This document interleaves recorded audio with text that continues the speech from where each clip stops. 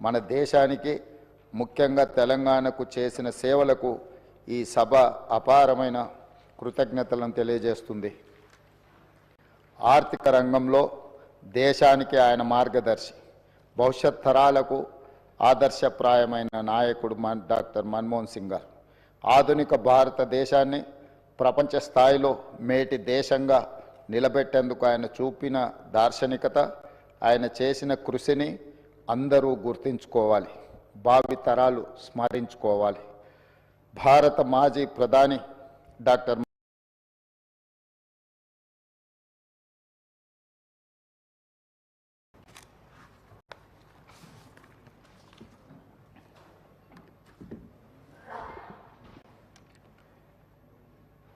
భారత మాజీ ప్రధానమంత్రి డాక్టర్ మన్మోహన్ సింగ్ గారి మృతి పట్ల సంతాప ప్రతిపాదన గౌరవ ముఖ్యమంత్రి గారు.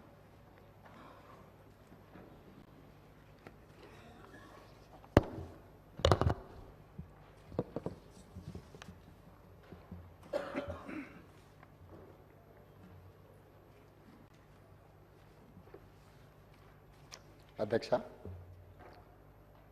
భారత మాజీ ప్రధానమంత్రి డాక్టర్ మన్మోహన్ సింగ్ గారి మృతి పట్ల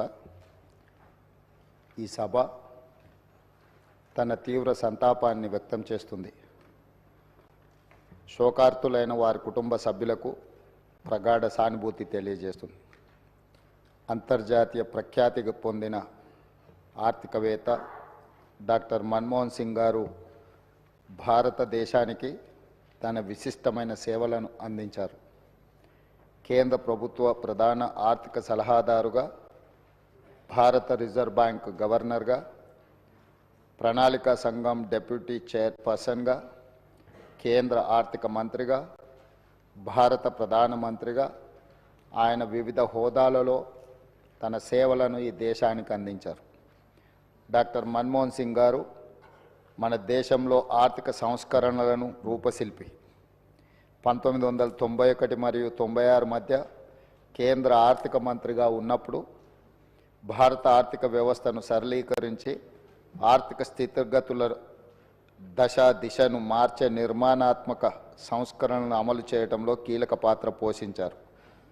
ప్రపంచీకరణ, సరళీకరణ, ప్రైవేటీకరణ విధానాలతో అంతర్జాతీయ స్థాయిలో భారత ఆర్థిక వ్యవస్థను సుస్థిరంగా నిలబడేలా చేయగలిగారు. 2004 మరియు 2014 మధ్య భారత ప్రధానమంత్రిగా ఉన్న మన్మోహన్ సింగ్ గారు తన పదవీ కాలంలో ఎన్నో చారిత్రాత్మకమైన సామాజిక కార్యక్రమాలకు శ్రీకారం చుట్టారు. కూలీలకు ఉపాధి కల్పించే మహాత్మా గాంధీ జాతీయ గ్రామీణ ఉపాధి హామీ చట్టం, పరిపాలనలో పారదర్శకతను చాటి చెప్పే సమాచార హక్కు చట్టం, ప్రజారోగ్యానికి ప్రాధాన్యం ఇచ్చిన జాతీయ గ్రామీణ ఆరోగ్య మిషన్ ప్రారంభించారు. అందరికీ ఆధార్ కార్డు లాంటి సామాజిక విప్లవాత్మక కార్యక్రమాలను ఆయన హయాంలోనే మొదలయ్యాయి. 4 కోట్ల తెలంగాణ రాష్ట్ర ప్రజలు డాక్టర్ మన్మోహన్ సింగ్ గారికి ఎంతో రుణపడి ఉన్నారు. ఆయన ప్రధానమంత్రిగా ఉన్నప్పుడే తెలంగాణ రాష్ట్ర ఏర్పాటుకు మార్గం సుగమమైంది. 2014లో ఆంధ్రప్రదేశ్ రాష్ట్ర పునర్వ్యవస్థీకరణ చట్టాన్ని పార్లమెంట్ ఆమోదించింది. ఎన్నో ఏండ్ల పోరాటం ఫలించి తెలంగాణ రాష్ట్రం ఏర్పడింది. మన్మోహన్ సింగ్ గారు మన దేశానికి ముఖ్యంగా తెలంగాణకు చేసిన సేవలకు ఈ సభ అపారమైన కృతజ్ఞతలను తెలియజేస్తుంది. ఆర్థిక రంగంలో దేశానికి ఆయన మార్గదర్శి, భవిష్యత్ తరాలకు ఆదర్శప్రాయమైన నాయకుడు డాక్టర్ మన్మోహన్ సింగ్ గారు. ఆధునిక భారతదేశాన్ని ప్రపంచ స్థాయిలో మేటి దేశంగా నిలబెట్టేందుకు ఆయన చూపిన దార్శనికత, ఆయన చేసిన కృషిని అందరూ గుర్తించుకోవాలి, భావితరాలు స్మరించుకోవాలి. భారత మాజీ ప్రధాని డాక్టర్ మన్మోహన్ సింగ్ గారికి అత్యున్నత పురస్కారం భారత రత్న ప్రదానం చేయాలని కేంద్ర ప్రభుత్వాన్ని కోరుతూ ఈ సభ తీర్మానం చేస్తుంది. అధ్యక్ష, డాక్టర్ మన్మోహన్ సింగ్ గారి గురించి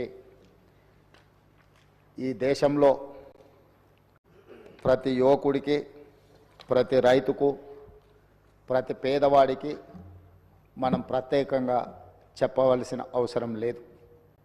ఎందుకు అంటే ఈ దేశంలో ఎల్పిజి లిబరలైజేషన్, ప్రైవేటైజేషన్, గ్లోబలైజేషన్ సరళీకృత ఆర్థిక విధానాలను తీసుకొచ్చి ప్రపంచంతోనే పోటీ పడే విధంగా మన భారతదేశాన్ని తీర్చిదిద్దడంలో మన తెలంగాణ బిడ్డ పివి నరసింహారావు గారు ప్రధానమంత్రిగా ఉన్నప్పుడు ఆర్థిక మంత్రిగా వారు వేసిన పునాదులు ఈరోజు భారతదేశం ప్రపంచ దేశాలతో పోటీ పడడానికి పూర్తి స్థాయిలో మనం పోటీ పడుతున్నాము అని అంటే ఆనాడు డాక్టర్ మన్మోహన్ సింగ్ గారు తీసుకున్న నిర్ణయాలు.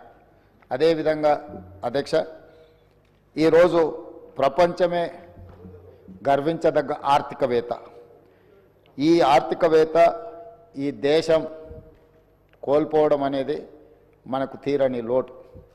ఈ లోటు వారి కుటుంబానికే కాదు, యావత్ దేశానికి, ప్రపంచానికే ఒక గొప్ప తత్వవేత్త, ఆర్థికవేత్త, గొప్ప నాయకుడిని కోల్పోవడం జరిగింది అధ్యక్ష. నీతి, నిజాయితీకి, నిబద్ధత అని ఒకవేళ ఎవరినైనా ఉదాహరించాల్సి వస్తే, రోల్ మోడల్గా ఎవరినైనా మనం తీసుకోవాల్సి వస్తే ఈ తరంలో డాక్టర్ మన్మోహన్ సింగ్ గారితో పోటీ పడే వాళ్ళే లేరు అని చెప్పి ఈ సభ ద్వారా నేను తెలియజేయదలుచుకున్నాను. చాలామంది వారు మౌనంగా ఉంటారనో, మౌనముని అని, యాక్సిడెంటల్ ప్రైమ్ మినిస్టర్ అని రకరకాలుగా మీడియాలో కానీ విమర్శకులు విమర్శించిన వారు ఎప్పుడు కూడా వారి సహనాన్ని కోల్పోకుండా పనినే ధ్యాసగా, పని చేయడమే తన జీవిత లక్ష్యంగా ఈ దేశ ప్రజలను ఆర్థికంగా, సామాజికంగా బలోపేతం చేయడము, వాళ్ళ కోసమే తన జీవితాన్ని అంకితం చేసిన గొప్ప మహనీయుడు డాక్టర్ మన్మోహన్ సింగ్ గారు. విమర్శలను సైతం వారు విమర్శించలేని పరిస్థితులు కల్పించి వారు ఒక గొప్ప నాయకుడిగా వారు రాణించారు. ఈ తరం ఎవరినైనా ఆర్థిక విషయాలలో కానీ, రాజకీయపరమైన అంశాలలో కానీ ఎవరినైనా ఆదర్శంగా తీసుకోవాలి అని అంటే మొదటి స్థానంలో ముందు వరుసలో ఉండేది డాక్టర్ మన్మోహన్ సింగ్ గారు అధ్యక్ష. అదేవిధంగా వారి నిరాడంబరత, అంటే ఒక దేశ ప్రధానమంత్రిగా 10 సంవత్సరాలు పనిచేసిన వ్యక్తి ఎంత నిరాడంబరంగా, ఎందుకంటే పార్లమెంట్లో వారితో పాటు వారు రాజ్యసభలో ఉన్నప్పుడు, లోక్సభలో మేమున్నాం, ఒక ధర్నా కార్యక్రమంలో నేను, పెద్దలు ఉత్తమ్ కుమార్ రెడ్డి గారు, కోమటిరెడ్డి వెంకటరెడ్డి గారు వారితో పాటు ధర్నా కార్యక్రమంలో కూర్చున్నాడు. వారు వచ్చి మా మధ్యలో మాతో పాటు కూర్చొని ఈ ప్రజాస్వామ్యాన్ని పరిరక్షించాలి, ప్రభుత్వాలు ఆధిపత్యం చెలాయించడము, పెత్తనం చెలాయించడానికి చట్టాలను వినియోగించుకోవడాన్ని వ్యతిరేకిస్తూ మాలాంటి మొదటిసారి పార్లమెంట్ సభ్యులైన మాతో పాటు కూడా అక్కడికి వచ్చి నిరసన కార్యక్రమంలో కూర్చొని వారు ప్రజాస్వామ్యం పట్ల ఎంత విశ్వాసంతో ప్రజాస్వామ్యాన్ని పరిరక్షించాలన్న లక్ష్యంతో ఏ విధంగా పనిచేసినరో వారితో పాటు ఆ రోజు ధర్నాలో పాల్గొనడం అనేది నాకైనా, పెద్దలు ఉత్తమ్ కుమార్ రెడ్డి గారికైనా, కోమటిరెడ్డి వెంకటరెడ్డి గారికైనా జీవితకాలం గుర్తుండిపోయే సంఘటన అధ్యక్ష. ఎవరైనా ప్రధానమంత్రి, ఆర్థిక మంత్రిగా, రిజర్వ్ బ్యాంకు గవర్నర్గా, అదేవిధంగా ఫైనాన్స్ కమిషన్ సభ్యులుగా ఇలా రకరకాల హోదాలు వేసి దేశ ప్రధానమంత్రి స్థాయికి ఎదిగిన వ్యక్తి పార్లమెంట్ ప్రజాస్వామ్యాన్ని కాపాడాలన్న ఆలోచనతోని నిరసన కార్యక్రమంలో పాల్గొని అందరి సహచర పార్లమెంట్ సభ్యులతో నిరసనలో పాల్గొనడం అనేది వారి నిరాడంబరత, వారికి ప్రజాస్వామ్యం పట్ల ఉన్న విశ్వాసం, నమ్మకానికి మనము ఆ అంశాన్ని ఉదాహరించుకోవచ్చు అధ్యక్ష. అదేవిధంగా అధ్యక్ష, డాక్టర్ మన్మోహన్ సింగ్ గారి గురించి ఈ దేశం, ముఖ్యంగా ఈ దేశంలో ఉన్న రైతాంగం ఈరోజు ఉపాధి హామీ పథకం, భూమి లేని కూలీలకు ఒక పని కల్పించాలి 100 రోజులు.